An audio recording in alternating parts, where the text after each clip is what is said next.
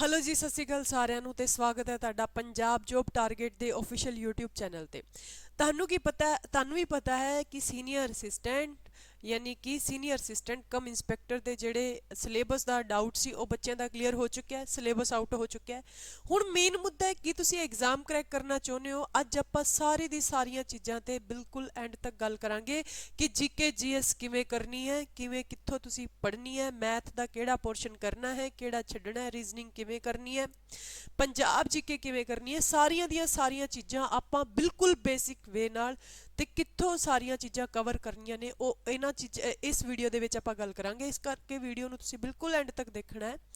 ਚਾਹੇ ਤੁਹਾਨੂੰ ਮਤਲਬ ਕਿ ਚਾਹੇ ਤੁਸੀਂ ਕਰੋ ਜਾਂ ਨਾ ਕਰੋ, ਇੱਕ ਵਾਰੀ ਜ਼ਰੂਰ ਸੁਣਨਾ ਹੈ, ਠੀਕ ਹੈ।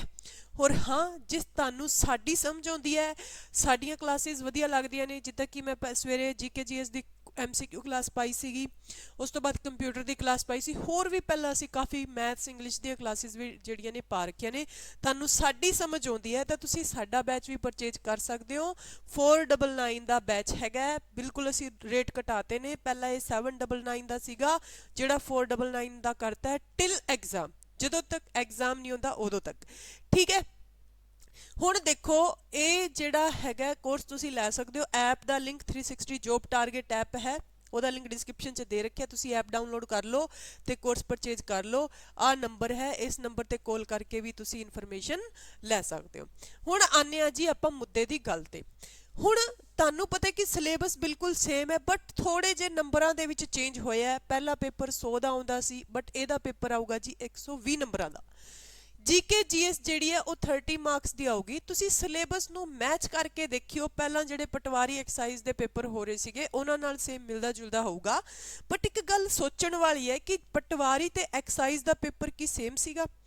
Syllabus same C, but paper ਦੇ ਵਿੱਚ ਦਿਨ ਰਾਤ ਦਾ ਫਰਕ ਸੀਗਾ। ਤੁਸੀਂ ਇਹ ਆਈਡੀਆ ਲਗਾ ਲਓ, ਪਟਵਾਰੀ ਦਾ ਪੇਪਰ ਬਹੁਤ ਈਜੀ ਸੀ ਤੇ ਐਕਸਾਈਜ਼ ਦਾ ਔਖਾ। ਉਦਾਂ ਹੀ ਇਹਦਾ ਲੈਵਲ ਵੀ ਨਾ ਹੀ ਤਾਂ ਈਜ਼ੀ ਆਊਗਾ ਨਾ ਹੀ ਡਿਫਿਕਲਟ ਆਊਗਾ, ਇਹਦਾ ਲੈਵਲ ਆਊਗਾ ਜੀ ਮੋਡਰੇਟ ਲੈਵਲ ਦਾ, ਯਾਨੀ ਕਿ ਮੋਡਰੇਟ ਲੈਵਲ ਦਾ ਐਗਜ਼ਾਮ ਹੋਊਗਾ। ਹੁਣ ਪਹਿਲਾਂ ਜਿਵੇਂ ਸਬਜੈਕਟ ਰਿਗਾਰਡਿੰਗ ਕੁਐਸਚਨ ਆਉਂਦੇ ਸੀ, ਯਾਨੀ ਕਿ ਪੋਸਟ ਦੀ ਜਿਹੜੀ ਡਿਮਾਂਡ ਹੈ ਉਸ ਡਿਮਾਂਡ ਤੇ ਕੁਐਸਚਨਸ ਕਿੰਨੇ ਨੰਬਰ ਦੇ ਆਣਗੇ, ਠੀਕ ਹੈ। ਆਪਣੀਆਂ ਜਿਹੜੀਆਂ ਕਨਸਟੀਟਿਊਸ਼ਨਲ ਬੋਡੀਜ਼ ਦੇ ਵਿੱਚ ਇਹ ਪੋਸਟ ਵਰਕ ਕਰਦੀ ਹੈ, ਉਹ ਤੁਸੀਂ ਪੜ੍ਹਨੀ ਹੈ। ਉਹ 5 ਨੰਬਰ ਦਾ ਤੁਸੀਂ ਐਵੇਂ ਮੰਨ ਕੇ ਚੱਲ ਸਕਦੇ ਹੋ ਕਿ ਇਸ ਜੀਕੇ ਜੀਐਸ ਵਾਲੇ ਪੋਰਸ਼ਨ ਦੇ, ਕਿਉਂਕਿ ਕੁਛ ਇੱਕ ਦਾਇਰਾ ਤਾਂ ਇਹ ਦੇਣਗੇ। ਪਹਿਲਾਂ ਇਹ ਸਾਰਾ ਦਾ ਸਾਰਾ ਹੀ ਉਦਾਂ ਦਿੰਦੇ ਸੀਗੇ, ਬਟ ਹੁਣ 5 ਨੰਬਰਾਂ ਦਾ ਇਹ ਦੇਣਗੇ। ਬਟ ਇਹ ਤੁਸੀਂ ਮੰਨ ਕੇ ਚੱਲਿਓ ਕਿ ਜੀਕੇ ਦੇ ਪੋਰਸ਼ਨ ਦੇ ਵਿੱਚ ਪੋਲਿਟੀ ਤੁਹਾਨੂੰ ਮੈਕਸਿਮਮ ਨੰਬਰਾਂ ਦੀ ਦੇਖਣ ਨੂੰ ਮਿਲੂਗੀ, ਮੈਕਸਿਮਮ, ਕਿਉਂਕਿ ਲੋਜ਼ ਰੂਲਸ ਤੁਹਾਨੂੰ ਪਤਾ ਹੋਣੇ ਚਾਹੀਦੇ ਨੇ ਜੇ ਤੁਸੀਂ ਸੀਨੀਅਰ ਅਸਿਸਟੈਂਟ ਕਮ ਇੰਸਪੈਕਟਰ ਦੀ ਪੋਸਟ ਤੇ ਜਾ ਰਹੇ ਹੋ ਤਾਂ, ਠੀਕ ਹੈ। ਤੁਹਾਨੂੰ ਰੂਲਸ ਰੈਗੂਲੇਸ਼ਨ ਪਤਾ ਹੋਣੇ ਚਾਹੀਦੇ ਨੇ, ਇਸ ਕਰਕੇ ਪੋਲਿਟੀ ਤੁਹਾਨੂੰ ਮੈਕਸਿਮਮ ਨੰਬਰਾਂ ਦੀ ਦੇਖਣ ਨੂੰ ਮਿਲੂਗੀ। ਘੱਟੋ ਘੱਟ 7 ਜਾਂ 8 ਕੁਐਸਚਨ, ਹੋ ਸਕਦਾ 10 ਤੱਕ ਕੁਐਸਚਨ ਵੀ ਤੁਹਾਨੂੰ ਪੋਲਿਟੀ ਦੇ ਦੇਖਣ ਨੂੰ ਮਿਲਣਗੇ, ਠੀਕ ਹੈ। ਇਸ ਤਰੀਕੇ ਨਾਲ ਪੋਲਿਟੀ ਤੁਸੀਂ ਰੈਡੀ ਕਰਕੇ ਜਾਇਓ। ਹੁਣ ਪੋਲਿਟੀ ਦੀ ਜੇ ਆਪਾਂ ਗੱਲ ਕਰੀਏ ਕਿ ਪੋਲਿਟੀ ਨੂੰ ਕਿਵੇਂ ਪੜ੍ਹਨਾ ਹੈ, ਪੋਲਿਟੀ ਕਿਵੇਂ ਕਰਨੀ ਹੈ, ਪੋਲਿਟੀ ਦੀ ਤਿਆਰੀ ਕਿਵੇਂ ਕਰਨੀ ਹੈ, ਮੈਂ ਤੁਹਾਨੂੰ ਇੱਕ ਪਹਿਲਾਂ, ਹੁਣ ਮੇਰੇ ਸਾਹਮਣੇ ਨਹੀਂ ਪਈ, ਨਹੀਂ ਤਾਂ ਮੈਂ ਦੁਬਾਰਾ ਦਿਖਾ ਦੇਣੀ ਸੀ। ਇੱਕ ਬੁੱਕ ਆਂਦੀ ਹੈ ਪੋਲਿਟੀ ਦੀ, ਪਰਮ ਪਬਲੀਕੇਸ਼ਨ ਦੀ, ਛੋਟੀ ਜੀ ਕਿਤਾਬ ਹੈ, ਠੀਕ ਹੈ। ਥੋੜੀ ਜੀ ਇੰਨੀ ਕੁ ਮੋਟੀ ਹੈ ਤੇ ਇੰਨੀ ਕੁ ਵੱਡੀ ਸਾਈਜ਼ ਦਾ, ਮਤਲਬ ਕਿ ਜ਼ਿਆਦਾ ਲੰਬੀ ਚੌੜੀ ਕਿਤਾਬ ਨਹੀਂ ਹੈਗੀ। ਉਸ ਬੁੱਕ ਨੂੰ ਤੁਸੀਂ ਰੀਡ ਕਰ ਲਓ। ਅਦਰਵਾਈਜ਼ ਪੋਲਿਟੀ ਦਾ ਕੰਟੈਂਟ ਅਸੀਂ ਵੀ NCERT ਤੋਂ ਤੁਹਾਨੂੰ ਪ੍ਰੋਵਾਈਡ ਕਰਵਾ ਸਕਦੇ ਹਾਂ। ਜੇ ਤੁਸੀਂ ਉਹ ਬੈਚ ਪਰਚੇਜ ਕਰ ਲੈਂਦੇ ਹੋ, ਉਹਦੇ ਵਿੱਚ ਹੀ ਉਹ ਕੰਟੈਂਟ ਆਊਗਾ, ਕੁਝ ਵੀ ਤੁਹਾਨੂੰ ਅੱਡ ਤੋਂ ਪੇ ਕਰਨ ਦੀ ਲੋੜ ਨਹੀਂ ਹੈਗੀ, ਠੀਕ ਹੈ। ਔਰ ਪੋਲਿਟੀ ਦੇ ਵਿੱਚ ਜ਼ਿਆਦਾ ਤੋਂ ਜ਼ਿਆਦਾ ਮਤਲਬ ਕਿ ਜਿੰਨੀਆਂ ਵੀ ਕਨਸਟੀਟਿਊਸ਼ਨਲ ਬੋਡੀਜ਼ ਨੇ ਉਹਨਾਂ ਦੀ ਨੌਲੇਜ ਤੁਹਾਨੂੰ ਹੋਣੀ ਚਾਹੀਦੀ ਹੈ। ਜੇ ਤੁਸੀਂ ਕਨਸਟੀਟਿਊਸ਼ਨਲ ਬੋਡੀਜ਼ ਦੇ ਬਾਰੇ ਪੜ੍ਹ ਲਓਗੇ, ਠੀਕ ਹੈ, ਖਾਸ ਕਰਕੇ ਪੰਚਾਇਤਾਂ ਹੋ ਗਈਆਂ, ਨਗਰਪਾਲਿਕਾਵਾਂ ਹੋ ਗਈਆਂ, ਇਹਨਾਂ ਦੀ ਨੌਲੇਜ ਤੁਹਾਨੂੰ ਇਸ ਪੇਪਰ ਦੇ ਰਿਗਾਰਡਿੰਗ ਹੋਣੀ ਚਾਹੀਦੀ ਹੈਗੀ ਹੈ, ਠੀਕ ਹੈ। ਕਲੀਅਰ ਹੈ ਇੰਨੀ ਗੱਲ। ਹੁਣ ਪੋਲਿਟੀ, ਹਿਸਟਰੀ ਤੁਸੀਂ ਕਿਹੜੀ ਕਰ ਸਕਦੇ ਹੋ? ਹਿਸਟਰੀ ਬੱਚੇ ਤੁਸੀਂ ਕੀ ਕਰਨਾ ਹੈ, ਹਿਸਟਰੀ ਦੇ ਵਿੱਚ ਤੁਸੀਂ ਮਾਡਰਨ ਹਿਸਟਰੀ ਕਰਨੀ ਹੈ। ਕਿਹੜੀ ਹਿਸਟਰੀ ਕਰਨੀ ਹੈ? ਮਾਡਰਨ ਹਿਸਟਰੀ ਕਰਨੀ ਹੈ, ਠੀਕ ਹੈ। ਅੱਛਾ, ਮੈਡੀਵਲ ਹਿਸਟਰੀ ਤੁਸੀਂ ਇਹਦੇ ਵਿੱਚ ਛੱਡ ਸਕਦੇ ਹੋ। ਆਪਾਂ ਪੰਜਾਬ ਜੀਕੇ ਵਾਲੇ ਪੋਰਸ਼ਨ ਦੇ ਵਿੱਚ ਬਾਬਰ ਅਕਬਰ ਨੂੰ ਪੜ੍ਹ ਲਾਂਗੇ, ਕਿਉਂਕਿ ਉਹ ਰਿਲੇਟ ਕਰਦੇ ਨੇ ਆਪਣੇ ਗੁਰੂ ਸਾਹਿਬਾਨਾਂ ਨਾਲ। ਕਿਹਦੇ ਨਾਲ ਰਿਲੇਟ ਕਰਦੇ ਨੇ? ਗੁਰੂ ਸਾਹਿਬਾਨਾਂ ਨਾਲ, ਕਿਉਂਕਿ ਉਹਨਾਂ ਦੇ ਸਮਕਾਲੀਨ ਸੀ। ਜਿਵੇਂ ਕਿ ਬਾਬਰ ਜਿਹੜਾ ਸੀਗਾ, ਬਾਬਰ ਸਮਕਾਲੀਨ ਸੀਗਾ ਗੁਰੂ ਨਾਨਕ ਦੇਵ ਜੀ ਦਾ। ਤੇ ਐਵੇਂ ਦੀਆਂ ਚੀਜ਼ਾਂ ਆਪਾਂ ਉੱਥੋਂ ਵੀ ਕਵਰ ਕਰ ਸਕਦੇ ਹਾਂ। ਇਸ ਕਰਕੇ ਤੁਸੀਂ ਮੈਡੀਵਲ ਹਿਸਟਰੀ ਨੂੰ ਇੰਡੀਅਨ ਜਿਹੜੀ ਇੰਡੀਆ ਜੀਕੇ ਹੈ ਉਹਦੇ ਚੋਂ ਤੁਸੀਂ ਸਕਿਪ ਕਰ ਸਕਦੇ ਹੋ, ਕੋਈ ਦਿੱਕਤ ਵਾਲੀ ਗੱਲ ਨਹੀਂ ਹੈਗੀ। ਬਟ ਐਂਸੀਐਂਟ ਹਿਸਟਰੀ ਦੀ ਜੇ ਆਪਾਂ ਗੱਲ ਕਰੀਏ ਤਾਂ ਐਂਸੀਐਂਟ ਹਿਸਟਰੀ ਦਾ ਥੋੜਾ ਥੋੜਾ ਪੋਰਸ਼ਨ ਤੁਸੀਂ ਯਾਦ ਕਰ ਲਿਓ। ਕਿਵੇਂ ਦਾ ਪੋਰਸ਼ਨ ਤੁਸੀਂ ਯਾਦ ਕਰਨਾ ਹੈ ਕਿ ਕਿਹੜਾ ਧਰਮ ਕਿਹਨੇ ਚਲਾਇਆ ਸੀ, ਠੀਕ ਹੈ, ਕਿਹੜੇ ਵੰਸ਼ ਦੇ ਕਿਹੜੇ ਸੰਸਥਾਪਕ ਨੇ, ਇਹ ਪੁੱਛਿਆ। ਜਿੱਦਾਂ ਬੌਧ ਜੈਨ ਧਰਮ ਤੋਂ ਕੁਐਸਚਨ ਜਿਹੜੇ ਨੇ ਉਹ ਪਟਵਾਰੀ ਦੇ ਪੇਪਰ 'ਚ ਦੇਖਣ ਨੂੰ ਮਿਲੇ ਸੀਗੇ ਤੇ ਉਹ ਦੁਬਾਰਾ ਵੀ ਦੇਖਣ ਨੂੰ ਮਿਲ ਸਕਦੇ ਨੇ। ਇਸ ਕਰਕੇ ਤੁਸੀਂ ਇੱਥੋਂ ਕਵਰ ਕਰਨਾ ਹੈ। ਹੁਣ ਜੀਕੇ ਜੀਐਸ ਦੇ ਪੋਰਸ਼ਨ ਨੂੰ ਥਿਊਰੀ ਨਾਲ ਹੋ ਜਾਊਗਾ? ਨੋ, ਮੈਂ ਕਿਹਾ ਨੋ, ਕਿਉਂਕਿ ਜਿਓਗ੍ਰਾਫੀ ਵੀ ਹੈ। ਜਿਓਗ੍ਰਾਫੀ ਦੇ ਵਿੱਚ ਵੀ ਤੁਸੀਂ ਪੋਰਸ਼ਨ ਬਹੁਤ, ਯਾਨੀ ਕਿ ਜੀਕੇ ਜੀਐਸ ਦਾ ਪੋਰਸ਼ਨ ਬਹੁਤ ਜ਼ਿਆਦਾ ਵਾਈਡ ਹੈ, ਬਟ ਤੁਸੀਂ ਇਹਨੂੰ ਸਕਿਪ ਨਹੀਂ ਕਰ ਸਕਦੇ। ਐਕਸਾਈਜ਼ ਇੰਸਪੈਕਟਰ ਤੇ ਪਟਵਾਰੀ ਦੇ ਪੇਪਰਾਂ ਦੇ ਵਿੱਚ ਤੁਸੀਂ ਦੇਖਿਆ ਹੋਊਗਾ 5-5 ਨੰਬਰ ਛੱਡ ਕੇ ਕੱਟ ਆਫ, ਜਿੱਦਾਂ ਕਿ 10th ਦੇ ਪੇਪਰ 'ਚ 100 'ਚ 93 ਨੰਬਰ ਆਉਂਦੇ, ਐਵੇਂ ਕੱਟ ਆਫ ਗਈ ਸੀ ਨਾ, ਠੀਕ ਹੈ। ਇਸ ਤਰੀਕੇ ਨਾਲ ਆਪਾਂ ਨੂੰ ਕਰਨਾ ਕੀ ਹੈ, ਫਿਰ ਆਪਾਂ ਕੀ ਕਰਨਾ, ਇੰਪੋਰਟੈਂਟ ਟੌਪਿਕਸ ਕਰਕੇ ਉਹ ਇੱਕ ਵਾਰੀ ਸਾਰੇ ਇੰਪੋਰਟੈਂਟ ਜਿਹੜੀ ਮੈਂ ਚੀਜ਼ਾਂ ਦੱਸੀਆਂ, ਜਿੱਦਾਂ ਕਿ ਪੋਲਿਟੀ, ਕੌਨਸਟੀਟਿਊਸ਼ਨਲ ਬੋਡੀਜ਼ ਪੜ੍ਹ ਲਓ ਕਿਹੜੀਆਂ ਨੇ, ਠੀਕ ਹੈ। ਔਰ ਜੇ ਬਿਲਕੁਲ ਪੱਕੀ ਪਕਾਈ ਖੀਰ ਖਾਣਾ ਚਾਹੁੰਦੇ ਹੋ ਤਾਂ ਫਿਰ ਉਹਦਾ ਤਰੀਕਾ ਆਪਾਂ ਤੁਹਾਨੂੰ ਦੱਸ ਹੀ ਦਿੱਤਾ ਹੈ ਕਿ 499 ਦਾ ਬੈਚ ਹੈ, ਜਾ ਕੇ ਪਰਚੇਜ ਕਰੋ, ਕੋਈ ਦਿੱਕਤ ਵਾਲੀ ਗੱਲ ਨਹੀਂ, ਆਪਾਂ ਕਰਵਾਵਾਂਗੇ। ਅੱਛਾ, ਇੰਪੋਰਟੈਂਟ ਟੌਪਿਕਸ ਕਰਨ ਤੋਂ ਬਾਅਦ ਤੁਸੀਂ ਲਗਾਣੇ ਆ MCQ। ਡੇਲੀ ਦੇ 50 MCQ ਲਗਾਓ ਤੇ ਦੇਖੋ ਕਿ ਮੇਰੇ ਕੁਐਸਚਨਸ ਕਿੱਥੇ ਗਲਤ ਹੋ ਰਹੇ ਨੇ।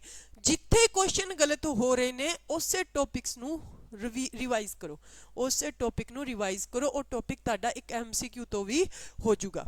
ਯਾਨੀ ਕਿ ਪ੍ਰੈਕਟਿਸ ਮਸਟ ਹੈ, ਪ੍ਰੈਕਟਿਸ ਜ਼ਰੂਰੀ ਹੈ। ਇਸ ਟਾਈਪ ਨਾਲ ਤੁਸੀਂ ਜੀਕੇ ਜੀਐਸ ਕਰਨੀ ਹੈ, ਸਮਝ ਆਈ ਗੱਲ।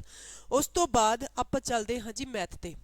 ਦੇਖੋ ਮੈਥ ਤੇ ਰੀਜ਼ਨਿੰਗ ਦਾ ਜਿਹੜਾ ਪੋਰਸ਼ਨ ਹੈ ਨਾ, ਇਹ ਪੋਰਸ਼ਨ ਵੀ 30 ਮਾਰਕਸ ਦਾ ਹੈ। ਬਟ ਮੈਥ ਇਹਨਾਂ ਨੇ ਬਿਲਕੁਲ ਮੈਂਸ਼ਨ ਕਰਕੇ ਦਿੱਤਾ ਹੈ ਕਿ 5 ਨੰਬਰ ਦੀ ਤਾਂ DI ਆਊਗੀ, ਰਿਮੇਨਿੰਗ ਪਾਰਟ 5 ਨੰਬਰ ਦਾ ਆਊਗਾ। ਡਾਟਾ ਇੰਟਰਪ੍ਰੀਟੇਸ਼ਨ, ਜਿਹੜੇ ਉਹ ਐਵੇਂ ਦੇ ਗ੍ਰਾਫ ਵਾਲੇ ਕੁਐਸਚਨਸ ਹੁੰਦੇ ਨੇ, ਉਹ ਕਿੰਨੇ ਨੰਬਰ ਦੇ ਆਣਗੇ ਤੁਹਾਡੇ, ਜਾਂ ਫਿਰ ਐਵੇਂ ਕਰਕੇ ਵੀ DI ਆ ਸਕਦੀ ਹੈ ਇਸ ਟਾਈਪ ਦੀ ਕਿ ਇਹਨੂੰ ਇੰਨੇ ਪਰਸੈਂਟ ਵੋਟ ਮਿਲੇ, ਫਲਾਣੇ ਨੂੰ ਇੰਨੇ ਮਿਲੇ, ਦੱਸੋ ਕਿੰਨੇ ਵੋਟਾਂ ਦੀ ਸੰਖਿਆ ਕਿੰਨੀ ਸੀ। ਐਵੇਂ ਦੇ ਕੁਐਸਚਨ ਜਿਹੜੇ ਆਣਗੇ ਉਹ ਮੈਮ ਤੁਹਾਨੂੰ ਕਰਵਾ ਦੇਣਗੇ। ਬਹੁਤ ਵਧੀਆ ਮੈਥ ਬੇਸਿਕ ਲੈਵਲ ਤੋਂ ਚੱਕ ਰਹੇ ਨੇ, ਕੋਈ ਦਿੱਕਤ ਵਾਲੀ ਗੱਲ ਹੈ ਨੀ ਗੀ। ਤਾਂ 5 ਨੰਬਰ DI ਮੈਂ ਕਹਾਂ ਜਿਹੜੇ ਬੱਚੇ ਨੇ ਹੁਣ ਤੱਕ ਮੈਥ ਨੂੰ ਛੇੜਿਆ ਨਹੀਂ ਹੈ, ਉਹ ਦੂਜੇ 5 ਨੰਬਰਾਂ ਦੇ ਵਾਸਤੇ ਸਿਰਫ ਔਰ ਸਿਰਫ ਪਰਸੈਂਟੇਜ ਦਾ ਟੌਪਿਕ ਕਰ ਲਓ, ratio and proportion the topic ਕਰ ਲਓ, टाइम एंड वर्क का टॉपिक कर लो, ठीक है, तो एक टाइम एंड डिस्टेंस का टॉपिक कर लो, होर अनदर टॉपिक करने की लोड़ नहीं। यानी कि 4-5 टॉपिक जे तुसी करना चाहते हो। कुछ एक बच्चे जिन्हों का मैथ बिल्कुल ही जीरो है तो आप कहांगे कि 5 नंबर का स्किप भी कर सकते हो। बट हाँ, एक चीज़ जरूर ध्यान रखनी है, सारे दे सारे पेपर दे विच 1/4 नैगेटिव मार्किंग है इस पेपर दे विच। जे क्वेश्चन गलत टिक करोगे तो सही विचों नंबर कटिया जाऊगा, ठीक है। तो मैथ की तो स्ट्रैटेजी रही आ, यानी कि तुसी की करनी है, तुसी करनी है DI। अच्छा, हुण गल आउंदी है बच्चे अपनी रीजनिंग दी। तो रीजनिंग नू बहुत बहुत बहुत वधिया तरीके नाल करना है, क्योंकि रीजनिंग एक एवें दा सबजैक्ट है जो तुहाडे नंबरां नू बूस्ट करूगा।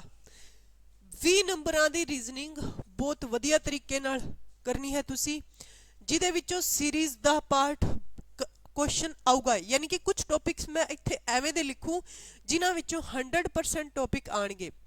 एनालॉजी, सिलोलिज्म, ठीक है, एज मैथ विच भी इंक्लूड हो जाता है, रीजनिंग च भी, ठीक है। Direction test, blood relation,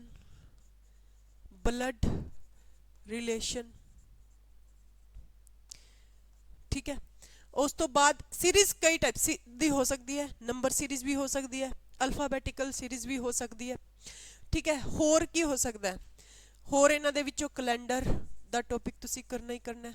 next है जी clock, mirror image water image, mirror image water image, mirror image water image. ਐਵੇਂ ਦੇ ਚੈਪਟਰ ਤੁਸੀਂ ਦੇਖੋ, ਕੁਝ ਉਹਨਾਂ ਨੇ ਪ੍ਰੀਸਾਈਜ਼ ਵਿੱਚ ਲਿਖਤਾ ਕਿ ਆ ਰੀਜ਼ਨਿੰਗ ਦਾ ਸਿਲੇਬਸ ਆਊਗਾ, ਬਟ ਆ ਟੌਪਿਕ ਐਵੇਂ ਦੇ ਨੇ ਜਿਨ੍ਹਾਂ ਤੋਂ ਕੁਐਸਚਨ ਆਉਂਦੇ ਹੀ ਆਉਂਦੇ ਆ। ਠੀਕ ਹੈ, ਇੱਕ ਕਲਾਸੀਫਿਕੇਸ਼ਨ, ਵੈਰੀ ਇੰਪੋਰਟੈਂਟ ਟੌਪਿਕ, ਭੁੱਲ ਕਿਵੇਂ ਗਏ, ਕਲਾਸੀਫਿਕੇਸ਼ਨ। ਜੇ ਇੰਨੇ ਟੌਪਿਕ ਵੀ ਤੁਸੀਂ ਕਰ ਲੈਂਦੇ ਹੋ ਨਾ, ਗਰੰਟੀ ਵਾਲੀ ਗੱਲ ਹੈ ਕਿ ਰੀਜ਼ਨਿੰਗ ਦੇ ਵਿੱਚ 15 ਪਲੱਸ ਕੋਈ ਨਹੀਂ ਰੋਕ ਸਕਦਾ। 15 ਪਲੱਸ ਰੀਜ਼ਨਿੰਗ ਦੇ ਵਿੱਚ ਕੋਈ ਨਹੀਂ ਰੋਕ ਸਕਦਾ। ਮੈਂ ਮੂੰਹ ਜ਼ਬਾਨੀ ਲਿਖਦੇ ਐਪ ਤੇ ਮੈਂ ਕਰਾਉਂ ਰੀਜ਼ਨਿੰਗ, ਤੁਹਾਨੂੰ ਡੈਮੋ ਮਿਲ ਜੂਗਾ YouTube ਤੇ ਹੀ। ਕੱਲ ਨੂੰ ਆਪਾਂ ਰੀਜ਼ਨਿੰਗ ਦੀ ਕਲਾਸ ਜਿਹੜੀ ਹੈ ਉਹ ਅਪਲੋਡ ਕਰਾਂਗੇ। ਠੀਕ ਹੈ, YouTube ਤੇ ਤਾਂ ਤੁਸੀਂ ਦੇਖਣੀ ਹੈ ਕਿਵੇਂ ਦੀ ਕਲਾਸ ਹੈ। ਬਾਕੀ ਕੋਈ ਟੈਨਸ਼ਨ ਲੈਣ ਵਾਲੀ ਗੱਲ ਹੀ ਨਹੀਂ ਗੀ, ਆਪਾਂ ਕਰਵਾਵਾਂਗੇ ਤਾਂ ਵਧੀਆ ਹੀ ਕਰਵਾਵਾਂਗੇ। ਠੀਕ ਹੈ, ਤਾਂ ਅਸੀਂ ਰੀਜ਼ਨਿੰਗ, ਉਸ ਤੋਂ ਬਾਅਦ ਗੱਲ ਆਉਂਦੀ ਹੈ ਜੀ ਪੰਜਾਬ ਜੀਕੇ ਦੀ। ਹੁਣ ਪੰਜਾਬ ਜੀਕੇ ਵਾਸਤੇ ਨਾ ਜ਼ਿਆਦਾ ਮੱਥਾ ਮਾਰਨ ਦੀ ਲੋੜ ਨਹੀਂ ਹੈਗੀ। ਚੁੱਪ ਕਰਕੇ ਕੋਈ ਵੀ ਬੁੱਕ ਇੱਕ ਫੋਲੋ ਕਰ ਲਓ, ਕੋਈ ਵੀ ਇੱਕ ਬੁੱਕ, ਤੇ ਦੂਸਰੀ ਬੁੱਕ ਵੱਲ ਝਾਕਣਾ ਵੀ ਨਹੀਂ ਹੈਗਾ। ਸਾਰੀ ਦੀ ਸਾਰੀ ਬੁੱਕ ਇੱਕ ਵਾਰੀ ਰੀਡ ਕਰ ਦੋ, ਕਿਉਂਕਿ ਸਭ ਬੁੱਕਸ ਦੇ ਵਿੱਚ ਡਾਟਾ ਕੀ ਹੈ ਜੀ, ਸੇਮ ਹੈ, ਆਲਮੋਸਟ ਸੇਮ ਹੈ। ਠੀਕ ਹੈ, ਹੁਣ ਜੇ ਤੁਸੀਂ ਆਥੈਂਟਿਕ ਨੋਟਸ ਚਾਹੁੰਦੇ ਹੋ ਤਾਂ ਆਪਾਂ ਹੈਂਡ ਰਿਟਨ ਨੋਟਸ ਬਣਾ ਹੀ ਰਹੇ ਹਾਂ ਵਿਦ ਮੈਪਸ। ਕੱਲ ਦੀ ਕਲਾਸ ਦੇ ਵਿੱਚ ਮੈਂ ਦਿਖਾਇਆ ਵੀ ਸੀ ਕਿ ਸਿਲੇਬਸ ਆਊਟ ਹੋ ਚੁੱਕਿਆ, ਐਵੇਂ ਐਵੇਂ ਕਰਨਾ ਹੈ। ਤਾਂ ਆਪਾਂ ਬਹੁਤ ਵਧੀਆ ਤਰੀਕੇ ਨਾਲ ਆਥੈਂਟਿਕ ਵੇ ਨਾਲ ਨੋਟਸ ਬਣਾ ਰੱਖੇ ਨੇ। ਪੰਜਾਬ ਜੀਕੇ ਦੇ ਇਕੱਲੇ ਨੋਟਸ ਨਾ ਮੰਗਿਓ, ਮਿਲਣਗੇ ਵੀ ਨਹੀਂ, ਕਿਉਂਕਿ ਹੁੰਦੇ ਹੈ ਨਹੀਂਗੇ। ਉਹ ਤੁਸੀਂ ਪੈਸੇ ਵੇਸਟ ਕਰ ਰਹੇ ਹੋ ਤੇ ਸਾਡੀ ਮਿਹਨਤ ਵੇਸਟ ਕਰ ਰਹੇ ਹੋ। ਬੈਚ ਪਰਚੇਜ ਕਰੋਗੇ 499 ਵਾਲਾ, ਉਹਦੇ ਵਿੱਚ ਮਿਲ ਜਾਣਗੇ। ਠੀਕ ਹੈ, ਹੁਣ ਉਹੀ ਗੱਲ 50 MCQ ਡੇਲੀ। ਠੀਕ ਹੈ, ਪਹਿਲਾ ਸਿਲੇਬਸ ਕਵਰ ਕਰੋ, ਹਾਫ ਸਿਲੇਬਸ ਹੋ ਜੇ, ਉਸ ਤੋਂ ਬਾਅਦ 50 MCQ ਡੇਲੀ। ਬਹੁਤ ਸਾਰੇ ਬੱਚੇ ਹੋਣਗੇ ਐਵੇਂ ਦੇ ਜੋ ਪੰਜਾਬ ਜੀਕੇ ਨੂੰ ਕਰਕੇ ਬੈਠੇ ਆ, ਤਾਂ 50 ਜਾਂ 100 MCQ ਡੇਲੀ ਤੁਹਾਡੀ ਕੈਪੈਸਿਟੀ ਦੇ ਅਕੋਰਡਿੰਗ ਲਗਾਓ। ਦੇਖੋ ਕਿ ਕਿੱਥੋਂ ਨੰਬਰ ਕੱਟ ਰਿਹਾ, ਉਸ ਟੌਪਿਕ ਨੂੰ ਦੁਬਾਰਾ ਪੜ੍ਹੋ। ਠੀਕ ਹੈ, ਸਿੰਪਲ ਜਿਹਾ ਤਰੀਕਾ। ਅੱਛਾ ਜੀ, ਹੁਣ ਗੱਲ ਆਉਂਦੀ ਹੈ ਪੰਜਾਬੀ ਲੈਂਗੁਏਜ ਦੀ। ਪੰਜਾਬੀ ਲੈਂਗੁਏਜ ਦੀ ਤਾਂ ਪਹਿਲਾਂ ਗ੍ਰਾਮਰ ਨੂੰ ਸਮਝ ਲਓ ਕਿ ਪੰਜਾਬੀ ਗ੍ਰਾਮਰ ਕੀ ਹੈ।